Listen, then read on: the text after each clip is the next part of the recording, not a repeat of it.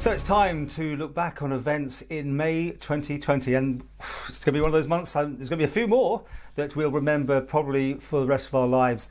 I'm delighted to have Bernard with us, Bernard Moffatt from the Celtic League here on the Isle of Man, and gentleman who always is very impressive for giving critique to me and others. Sometimes all right, sometimes not so, but I take it. I like it. Thank you, Bernard, for doing that. And I thought well, it's time to get you back into the hot seat because you got obviously opinions on a lot of things. Let's start though, obviously, with I think this is one of the subjects you're particularly keen on was the repatriation of people to the Isle of Man and the way it was handled. Over to you. Yeah, I didn't think that there was anything unreasonable about the stance that the government took in ensuring that people who came back were quarantined. But I think the manner in which it was handled was a bit bungled. I mean, it's clear now, looking back, and you know, the benefit of hindsight is always a great thing.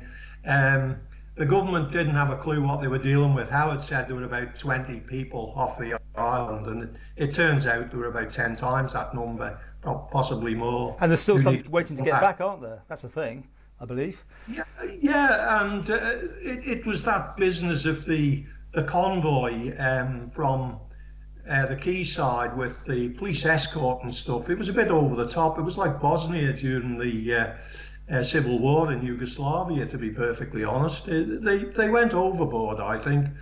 As I say, it's easy to be critical in hindsight. They were having to make policy on the hoof, if you like, but I think they should have given it a bit more thought, and they've certainly provided a lot of ammunition for Chris Thomas, who can say now that he always had reservations about this all along, although I didn't hear him shouting about it at the time.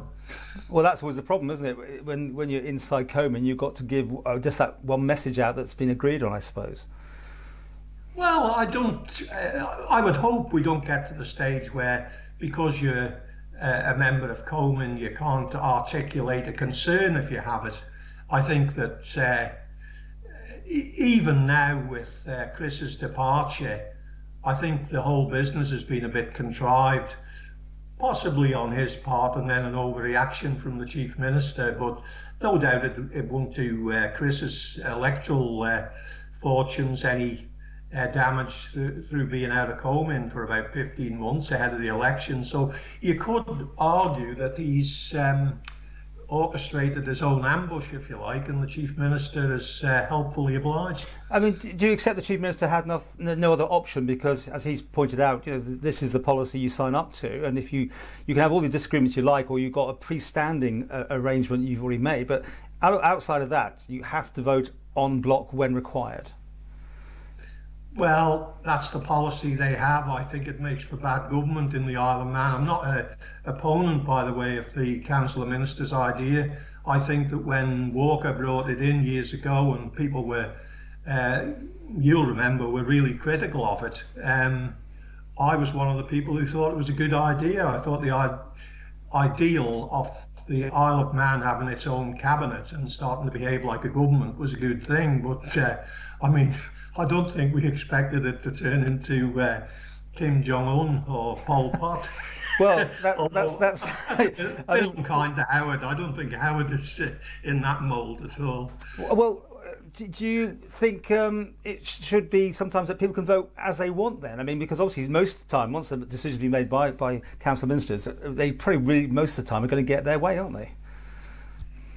I think if it's something that's going to derail the government's policy completely, then obviously there is an argument for the Chief Minister acting like the charge hand in a gang, if you like, going back to my old riverboards days, and having to crack the whip. But I don't see that any of the issues that apparently led to the demise of Chris were major issues, and it could have been handled differently, but it probably suits him. And if you're reading any of my comments online, you'll see I'm saying that it suits him because it's been incredibly well orchestrated. I haven't seen him on MTTV, by the way. I've asked him, but he's declined so far. Yeah, well, he's slotted into a good chunk on Manx Radio, and I suppose one of the things, if you're going to have a rebellion, is you take over the radio station. So it looks like Chris has already got a radio station, and he's most welcome to talk to us at some point. To be honest, it was my question that brought it up. I mean, no one had thought about it. A whole 24 hours had gone by, and no one had raised the subject that he'd voted against the rest of the council, which was interesting. Well, it was a bit of a dead fish, wasn't it? Because Tynwald had more or less indicated that it was going to go against this planning thing anyway.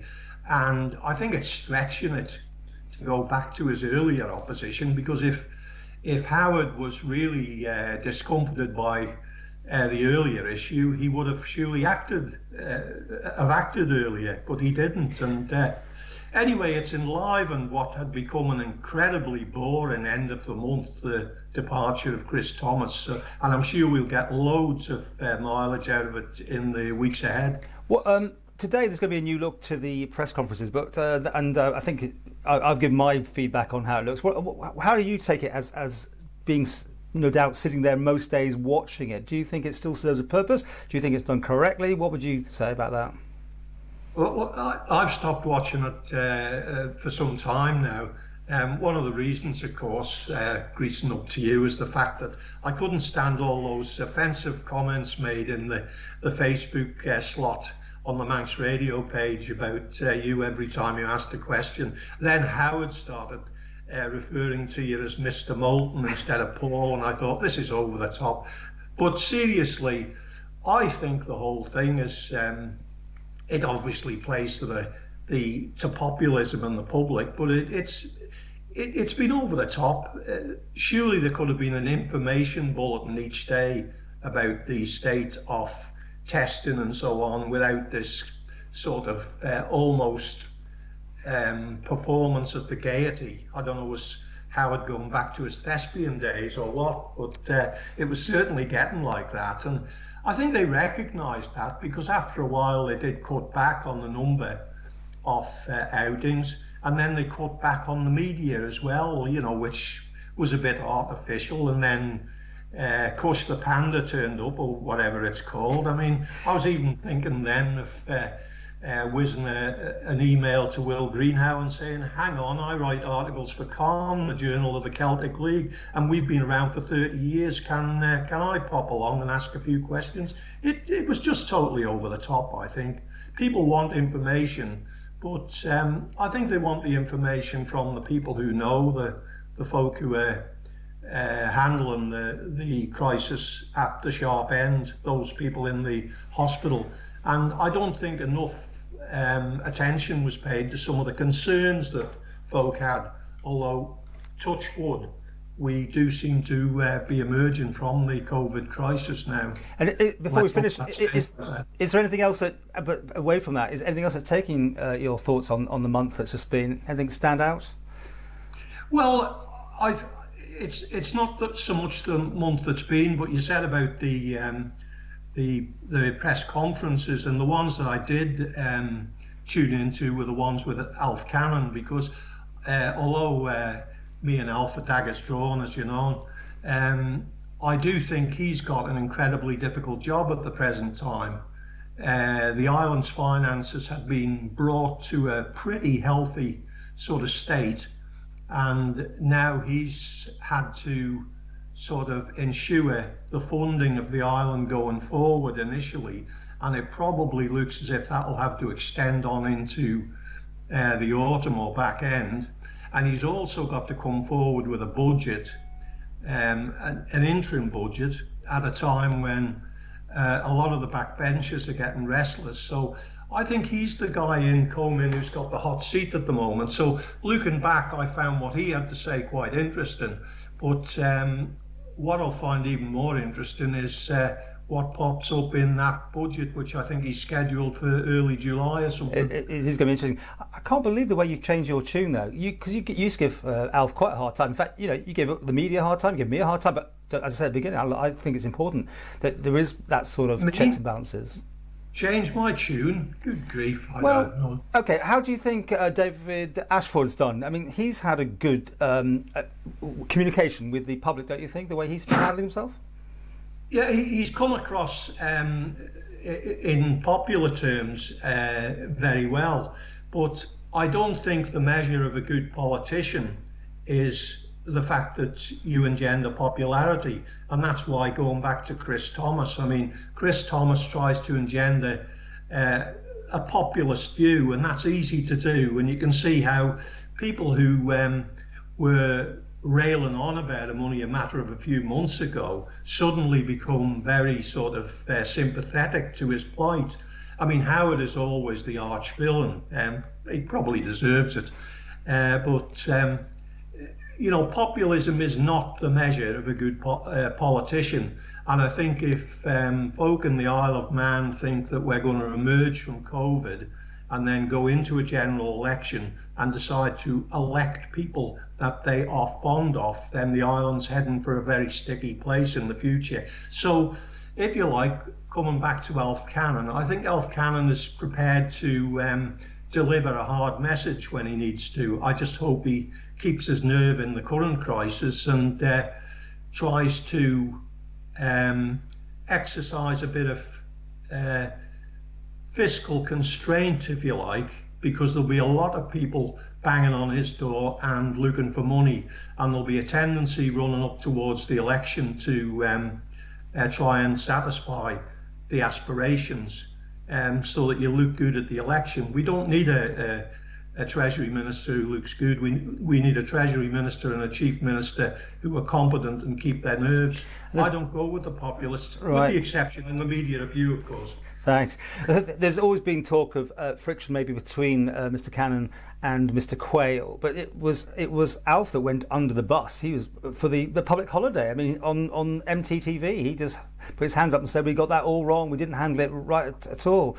Were you surprised that he took that, or if you saw the video? I mean, no, I think to a certain extent he realised that somebody had to take the fall, so he's taken it again. It shows the measure of a person who's prepared to put the national good before his own good. So in any case, going back to the point I think you were alluding to, that there might be a bit of friction between Howard and Alf, I don't see that necessarily as a bad thing. If you look at governments in the UK or indeed in Ireland, there's often been friction between chancellors and prime ministers or Taoiseachs, and that's a good thing because it goes for healthy argument. One of the things you missed from the Chris Thomas rather lengthy interview he did with Manx Radio, in fact I thought he'd moved in up there for a while, was the fact that he seemed to indicate that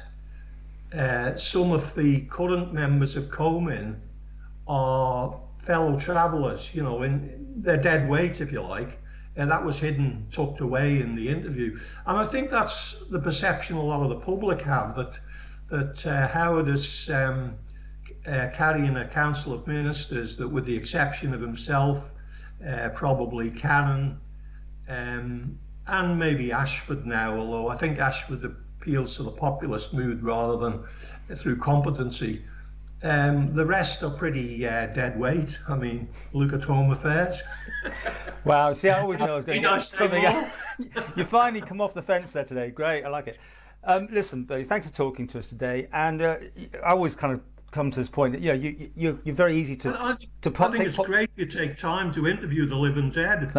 You can take pot shots at these people, but you never want to stand up yourself. I think that's probably the criticism you might get from people, that you can sling this mud, but you never put yourself up to take it. Maybe your reaction to that? Well, you know, I do think about it now, even though I'm cracking on for, well, I'll be 75 on my next birthday. I think it'd be a bit late to take a punt, but we'll have a look at what's happening next year, and if it looks like it's going to be a load of populists, maybe I better get my hat in the ring. On that exclusive note, we'll say thank you very much. And if you want to read the critiques of... Sorry, I just forgot one thing. Yeah. Don't forget to head back to the Big Tent later with Kerry Sharp. I see she's come to life of late. Oh, actually, to about the media side of things again, is it? Yeah, press freedom. Oh. I don't see that the Manx government assail you, the media generally, not just you, in any great shape or form. No, but I mean, it's nothing to do with government. Tynwald actually saying that the media can't go to Tynwald Day. Only the radio station doing radio coverage and the production company doing TV, which I'm taking exception to, because I can go as a member of the public, and that will do anyway. But that's a bit controlling. But maybe that's for another day in another interview. Well, I'm definitely not going to get involved in an argument between you and Manx Radio, because I still remember the rumble in the jungle. The Charles Gard interview. Actually, before we go, that's it. I mean, you said about the Q&A and that sort of thing. What do you think when Manx Radio took it off the FM, though? I mean, and they do run it on AM, which to a lot of people we were kind of thought that was surprising. Did you think that was? Manx Radio, I don't know where they're going since they got the new station manager there. I don't know the guy. The ideas that seem to have emanated from the station, I think, have resulted in what's on the newspaper online feed today, which is that they're more or less neck and neck from the point of view of audience with 3FM. I think Manx Radio is going in the wrong direction at the moment, and I know it's easy, and I'm always critical of Manx Radio, but I'm always critical of you as well. Oh, you are, definitely. But I think people want Manx Radio to succeed, and I don't think it's being successful at the moment. It needs to look at its model, and particularly its news and current affairs delivery, and hone it up a bit. A lot of people, you read a lot of stuff online, a lot of dire criticism of Manx Radio, and a lot of people are saying that the changes that were made up there were not good ones. And if you do something wrong, and I remember this from the union, sometimes you've got to you hold your hands up to it and change direction. Let's face it, as you said earlier, Alf Cannon held his hands up to making a mistake over the public holiday. Maybe Manx Radio should take a tip from Alf.